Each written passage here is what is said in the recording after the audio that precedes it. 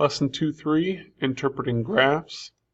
For this lesson we have two vocabulary, and they are both about different types of graphs.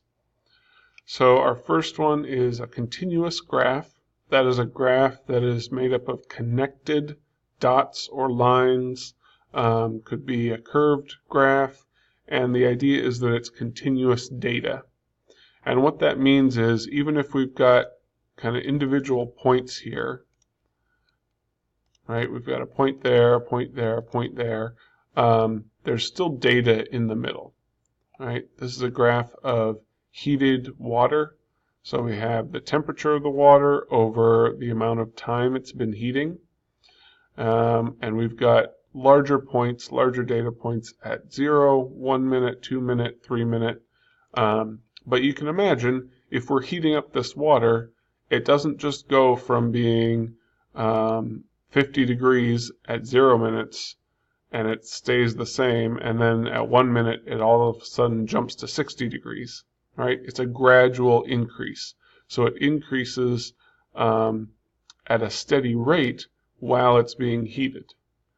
All right, that means that there's data between these points. I can look at a minute and a half on this graph, and I can see that, yeah, there's going to be data there.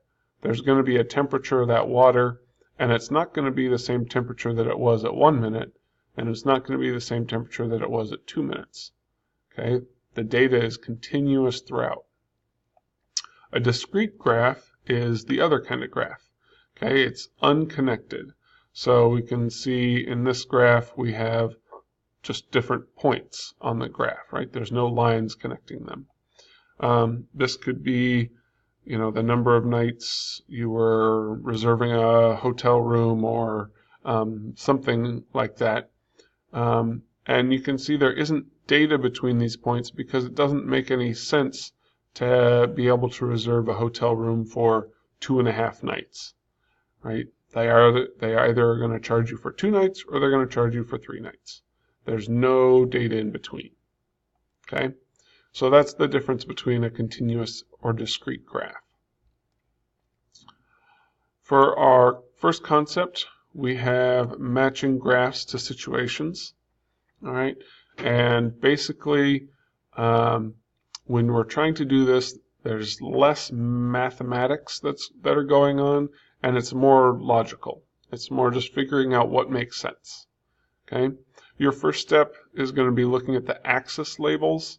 So those are the labels on the side and the bottom of your graph. So on these ones we have temperature and we have time underneath.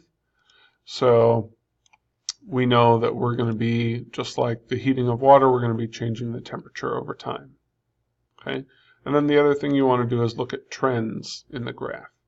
Okay? Look at whether it's increasing, decreasing, staying the same, and where it touches the axes. Right? It's often important to determine if your graph starts off at the bottom or if it starts off somewhere up higher on your y-axis, and if it ever hits your x-axis. Okay, those are all things that can help you figure out which graph fits which situation. Okay, so let's read this situation. The air temperature increased steadily for several hours and then remained constant. All right, so we have this graph where we just start off increasing and then we're constant for a while. So that kind of fits. All right, and we have this graph. Oh, it's kind of constant for a while, but then it increases and it stays constant. So maybe they just didn't tell us that it started off the same for a while. But this would fit our situation still well enough that we can't discount it. And then this one, it starts off kind of constant again like the other one, and then it increases, but then it just drops right away. So I think we can discount, we can X out that graph. That one's not going to work. Okay. At the end of the day, the temperature increased slightly before dropping sharply. All right, so on this graph, we were constant and then we just drop. On this graph, Well, yeah, we increase and then we come back down. So it looks like we can eliminate this one and choose this as our correct graph.